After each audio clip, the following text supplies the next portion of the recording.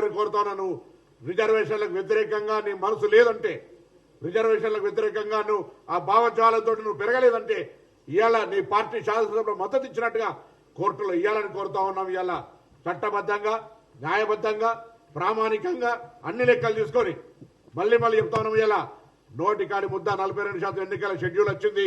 ఎవరెక్కడ పోటీ చేస్తారో తెలుస్తా ఉంది. ఇటువంటి సందర్భంలో తప్పకుండా ఎవరు అన్యాయం చేయొద్దని కోరుతా ఉన్నాం. అందుకే రాజకీయ పార్టీల అఫిడవిట్ కోర్టులో ఏమని అడుగుతా ఉన్నాం.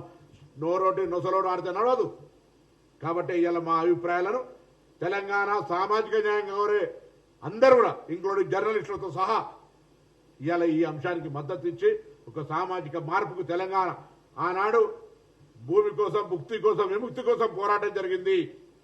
ఆనాడు నియంతృత్వానికి, నిరంకుశానికి వ్యతిరేకంగా పోరాటం జరిగింది. తర్వాత తెలంగాణ ఉద్యమ సాధనకు జరిగింది. ఇవాళ తెలంగాణ సామాజిక న్యాయం కొరకు జరుగుతుంది. ఇప్పుడే తెలంగాణ తొలి రాష్ట్రంగా దేశానికి ఆదర్శంగా కావడానికి ప్రయత్నం జరుగుతుంది.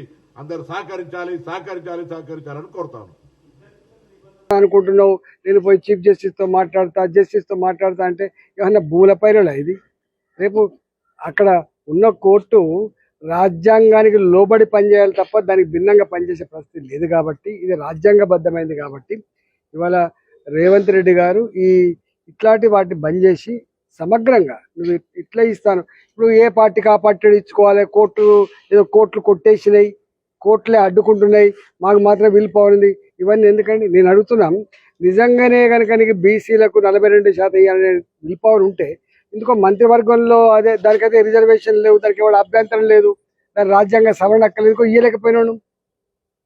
నిజంగానే 42% కనుక బీసీలకు ఇచ్చేది నిజమే అయితే ఇవాళ నీ క్యాబినెట్లో 42% బీసీలు ఉన్నారా చెప్పండి?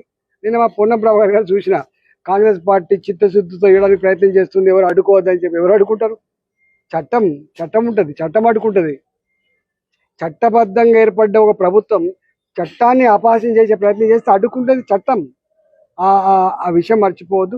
ఇప్పటికైనా డ్రామా కంపెనీలని బంద్ పెట్టి భూమి మీదకి వచ్చి ఏం చేయబోతున్నావు చెప్పమని చెప్పి కోరుతున్నా.